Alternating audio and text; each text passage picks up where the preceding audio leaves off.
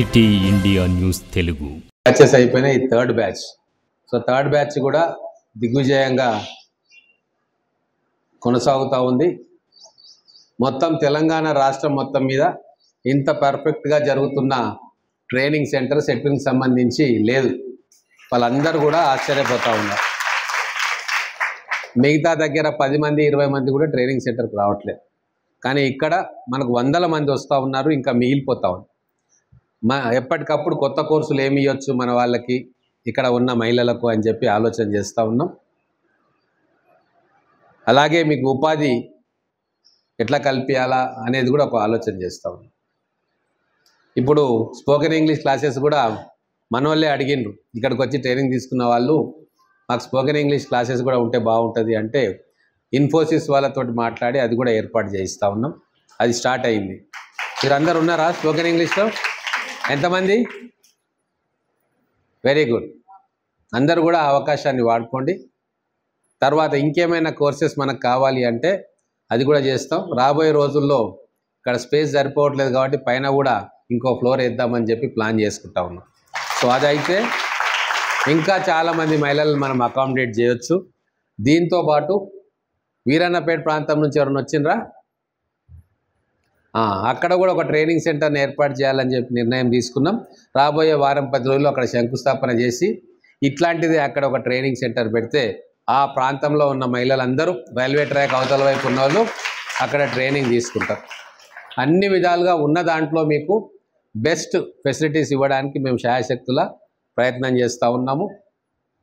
చిన్న చిన్న పొరపాట్లు అక్కడిక్కడ ఉంటాయి, అది సహజమే. వాటన్నిటిని కూడా తట్టుకొని నిలబడి మీరు ట్రైనింగ్ పూర్తి చేసుకొని బ్రహ్మాండంగా ముందుకు వెళ్ళాలని చెప్పి నేను కోరుకుంటా ఉన్నా.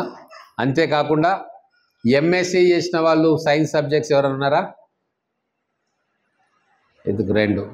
ఓకే. బీఎస్సీ సైన్స్ చేసిన వాళ్ళు ఉన్నారా? మ్యాథ్స్ సైన్స్ అంటే మ్యాథ్స్, ఫిజిక్స్, జువాలజీ, కెమిస్ట్రీ ఉన్నారా? Very good.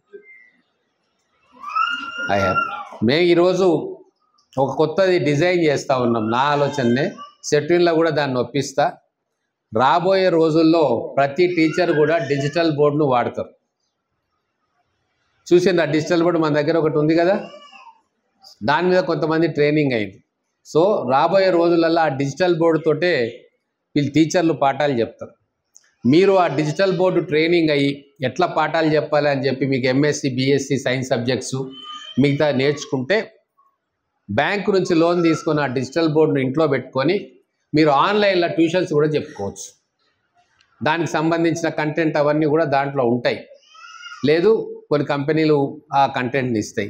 వాటిని తీసుకొని వాళ్ళతో టైప్ కావచ్చు, మీ సొంతంగా కావచ్చు, మీరు మీకు తెలిసిన వాళ్ళందరిలో ఆన్లైన్ కోచింగ్ క్లాసులు చెప్పొచ్చు.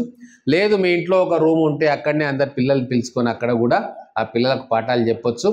ఖచ్చితంగా చుట్టుముట్టు ఉన్న పిల్లలందరూ కూడా వచ్చి చదువు నేర్చుకుంటారు.